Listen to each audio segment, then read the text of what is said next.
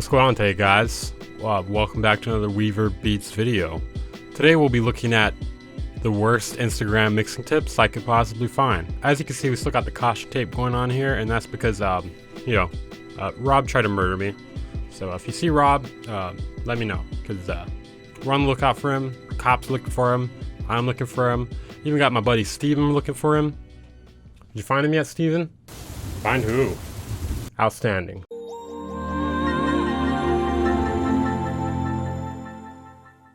So yeah, we're gonna be looking at the worst mixing tips I could possibly find today. I was on Instagram the other day while pooping, like I am every morning, and I came across some mixing tips that just made me like spit my.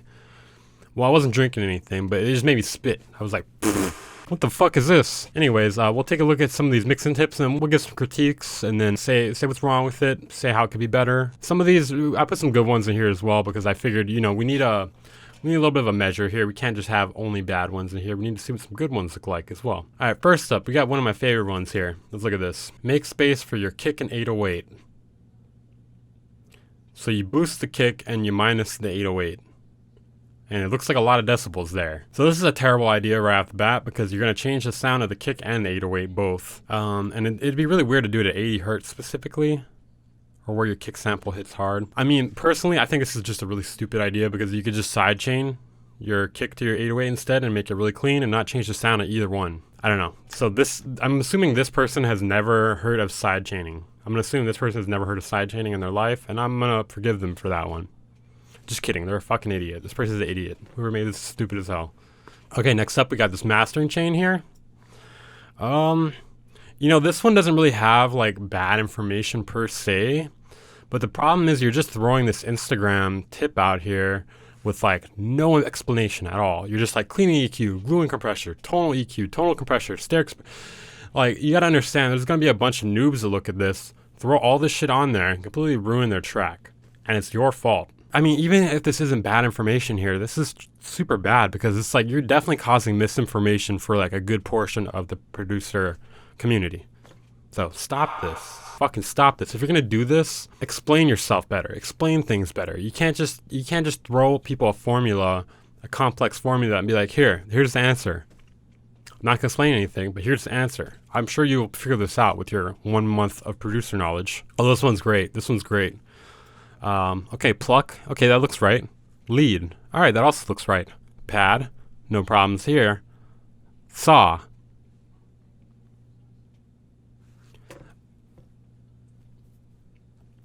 Am I fucking crazy, or is a saw a waveform? A saw is a waveform. What the hell is this? No, seriously, what the hell is this right here? I've never seen anyone say or do that in my whole life. So I saw this trap mastering chain. And I was like, dude, for anyone who doesn't, like, this isn't really bad information per se, but like, you're being so vague. Like I said with the other one, like this is the kind of thing that'll like really hurt beginners, but this could actually be somehow useful for people in the intermediate to advanced range maybe. If they're like, I don't know, for some reason they don't know about stereo imaging or whatever, I don't know, or D-harsh EQ, I don't know. Dude, you don't need all this shit every time you master a trap beat. In fact, like if you do a good mix, you probably need like only 3 of these things. If you're going to give out this kind of information, you have to make sure you give like a disclaimer that like you may not need all of this, or that if you're a beginner, this may be too much for you, Like this is just, I don't know.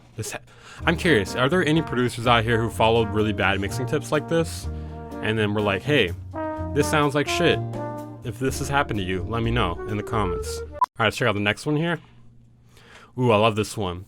The kick compressor. Yes, because every kick needs a compressor. Oh, is that a kick without a compressor? What the fuck? Well, okay, so first off, it says to get a punchy kick, do this compression shit. To get a punchy kick, just pick a good kick sample. How about we do that first off, okay? And then we'll worry about the compression maybe at the end if we really need it. To be honest, we probably don't even need it at all. We're probably just better off doing parallel compression on the entire drum rack. So this part's actually right here. The slow attack, fast release. 3 to 7 decibels of gain reduction. You're just ruining that shit, dude. You're just ruining that shit at that point. Yeah, this one's a terrible tip. This one's terrible. This isn't helping anyone. This one's good. Okay, so this one says if you had 30 minutes to spare each day, this is how you would do your mix. If you only have 30 minutes a day to do your mix down, fucking give up mixing. Fucking give up mixing. You shouldn't be mixing if you only have 30 minutes a day to do mixing, okay? You're done. You're done mixing. You're out of the mixing game, man. This one's terrible. Autotune. I can't read this shit. Can you read this shit? My vocal bus. Okay, yeah, like there's nothing really super wrong with this one, but you're just not explaining yourself, you know? There's no explanation here, and like this may help some people, but this may hurt a lot more people. Do better. I don't know what to think about this one. Cause like, yes, it's okay to high pass a little mastering. 20 to 30 hertz though, it's a little high, man. Like a little high. Like 20 is like the fucking, I don't know, man. I go depending on the tuning of my track. If my track's an A, then I'm gonna be doing like a light cut wherever A is. You know, that might not be 20 or to 30 hertz. Finding the right mixing routine.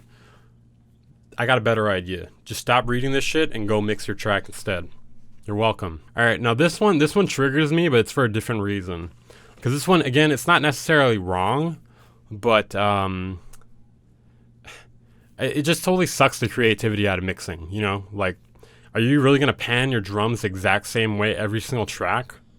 Are you serious right now? Like, I like to like move them around differently every single mix. Every single track has a different sonic footprint, you know, and you want to adjust it accordingly. Or you could follow this fucking thing right here. This one, I don't even know what the hell they're trying to do or say here. I give up trying to read this one. So if you can figure this one out for me, go ahead. Let me know in the comments. I don't know what the hell this is. Okay, this one I actually like because it says user discretion here. The EQ in the photo is just meant to show you the different areas you can cut or boost all at once. This is not necessarily how your hi-hat EQ will look. We got one tip that isn't shit, guys. We got one tip that isn't shit. It's like 1 out of 30 so far. But yeah, so it gives you some basic ideas of like where you can cut and boost frequencies. This is pretty accurate, and I like how they give a little warning as well. This is actually so far the only good one, I think. Some of these I just feel like they get lazy too. Like mastering mistakes. Making a master excessively loud. No shit, dude. Applying processing too aggressively. I don't know, that's kind of fitting in with the first one though. Going against intentions of the mixing engineer and artist. So keeping it transparent. Making a master excessively wide. Okay, so keeping it transparent. Applying unneeded compression. Okay, so keeping it transparent. As you can see here, we're just repeating ourselves in different ways. Yeah, I don't know what they're going for here. This is kind of fucking stupid. It says skills to practice when you're not making beats.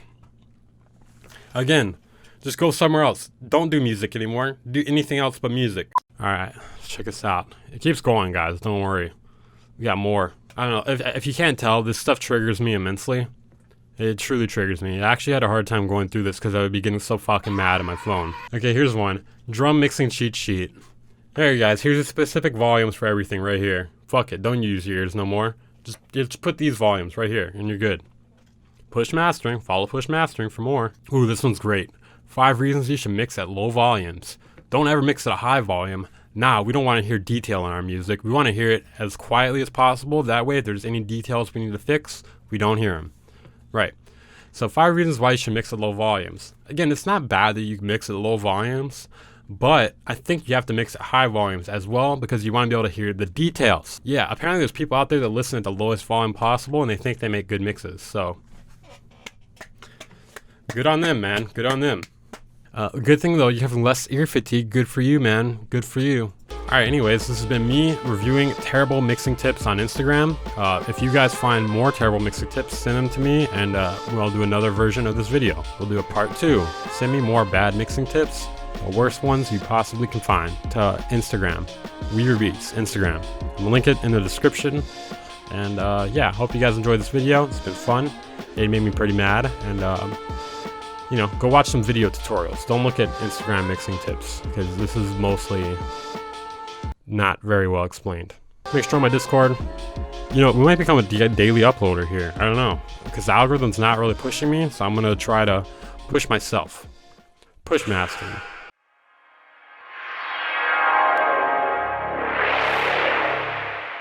Bang Incorporated.